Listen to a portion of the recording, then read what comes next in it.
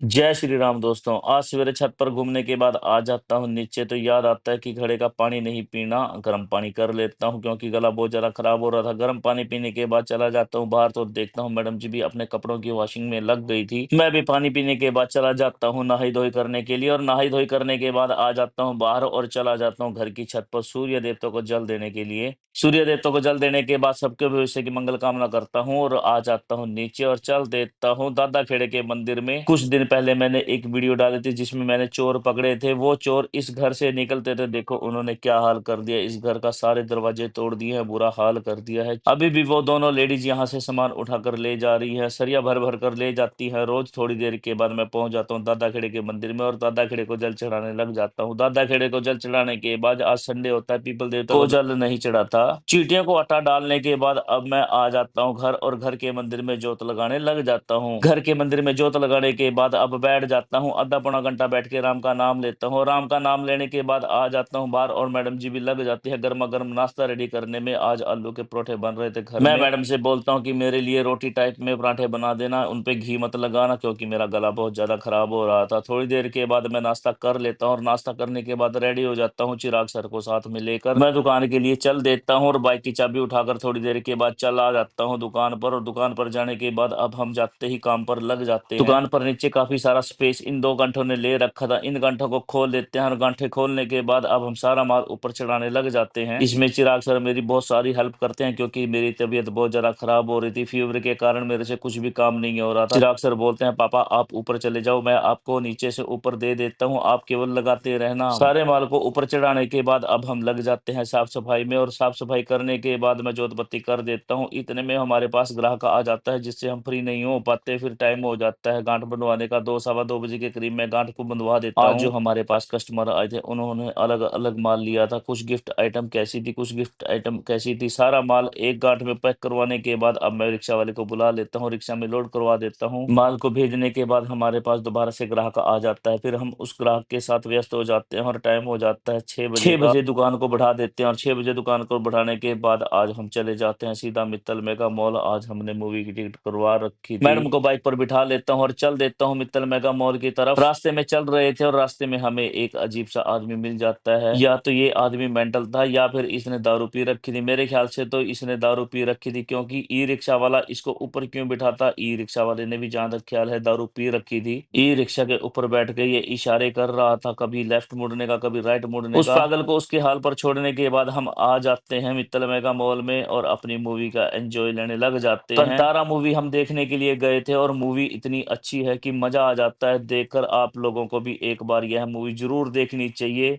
3 घंटे हमारे कब व्यतीत हो जाते हैं पता ही नहीं चलता, मूवी इतनी खतरनाक है, बहुत मजा आ जाता है मूवी देखकर। इसी के साथ मैं आज का व्लॉग यही समाप्त करता हूँ, सारे बहन भाइयों की मंगल कामना के साथ। सुनील भाई की आप सबको राम राम।